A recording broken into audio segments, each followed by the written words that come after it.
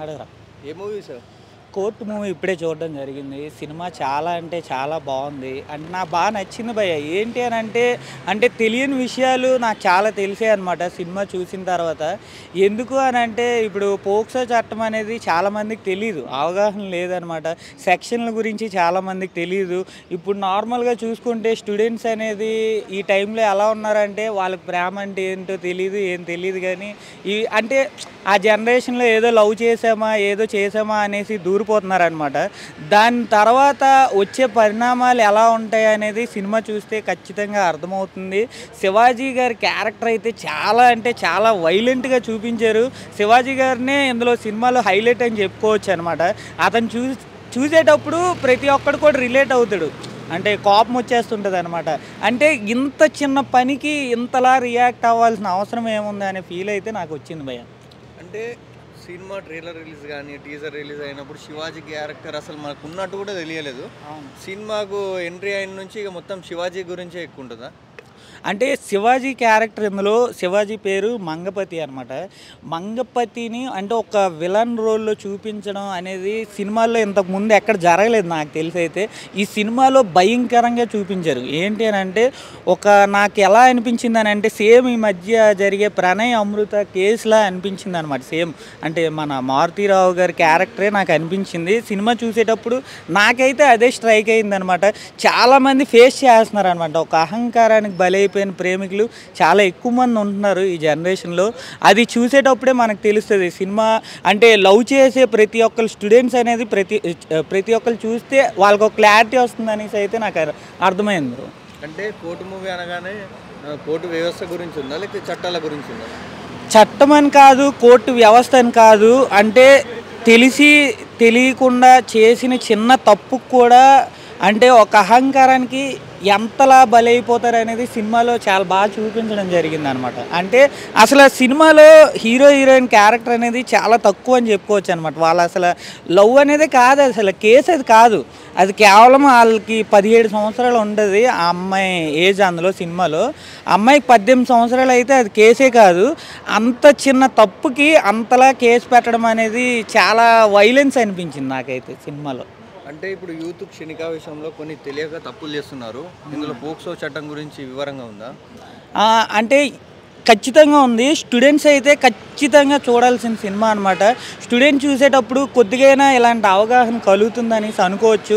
ఎందుకు అని అంటే ఇప్పుడు ప్రతి ఒక్కరు లవ్లు గివ్లు అనుకొని ఏవో చేసి కొద్దిగా ఫాస్ట్ ఫార్వర్డ్లో ఉంటున్నారు అనమాట. ఈ జనరేషన్కి ప్రతి ఒక్కరు కనెక్ట్ అవుతుంది, రిలేట్ అవుతుంది భయ్య. ప్రతి ఒక్క స్టూడెంట్ చూడాల్సిన సినిమా అనమాట. ఈవెంట్లో నాని ఎంత కాన్ఫిడెంట్తో చెప్పాడు ఈ సినిమా కోర్టు సినిమా బాగా లేకపోతే ఇటు 3 కూడా చూడకుండా అని. అంత కాన్ఫిడెంట్తో చెప్పిండు కదా, ఇందులో అంత పూర్తి స్టోరీ ఉందా? ఇప్పుడు నాని గారి పాయింట్ ఆఫ్ వ్యూ ఏంటి అని అంటే నాని గారు సినిమా చూడకండి అని అంటే ఒక మెసేజ్ ఉంది సినిమాలో. ఫస్ట్ ఆఫ్ ఆల్ ఇంకేం కాదు కానీ మెసేజ్ అయితే ఒక గట్టి మెసేజ్ ఉంది. ఈ టైప్ ఆఫ్ మెసేజ్ స్టోరీ అనేది ఈ మధ్యకాలంలో రాలేదనమాట. అంటే ఒక డిఫరెంట్ టైప్ ఆఫ్ స్టోరీ అయితే నాకైతే కనబడింది. అంటే కోర్ట్ అవ్వచ్చు, ఒక లా అవ్వచ్చు. అంటే లా అనేది ఏ రకంగా పనిచేస్తుంది అనేది చాలా బాగా చూపించడం జరిగింది. ఏ టైప్ ఆఫ్ సెక్షన్స్, ఏ టైప్ ఆఫ్ కేసులు అనేవి అంటే ప్రేమికుల మీద పెడితే ఏ రకంగా ఇబ్బంది పడాల్సి వస్తుంది అనేది బాగా చూపించడం జరిగింది. నెక్స్ట్ సాంగ్స్ కూడా సినిమాలో ఓవరాల్గా చాలా బాగా అనిపించే.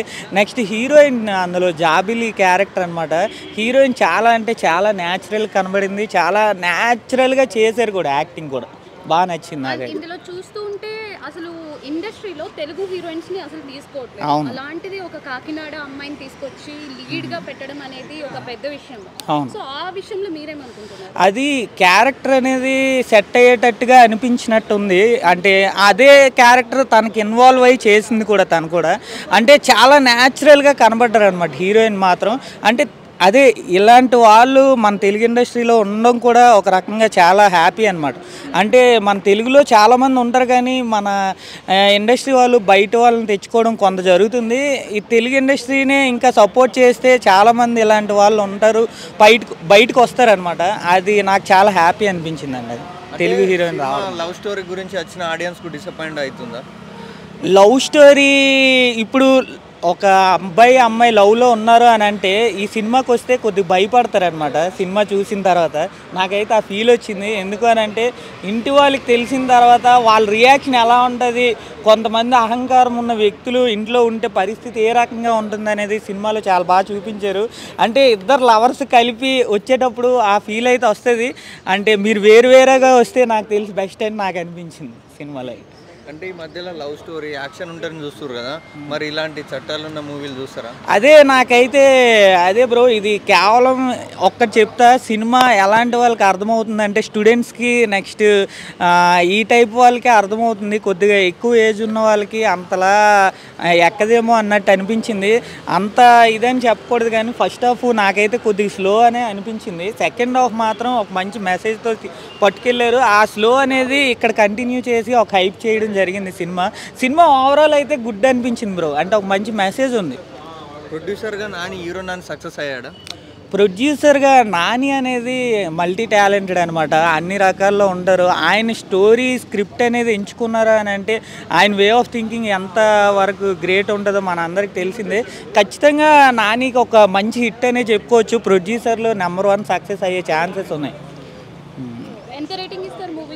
మూవీకి 5/3.5 ఇవ్వచ్చు బ్రో, ఇవ్వచ్చు. Okay, thank you.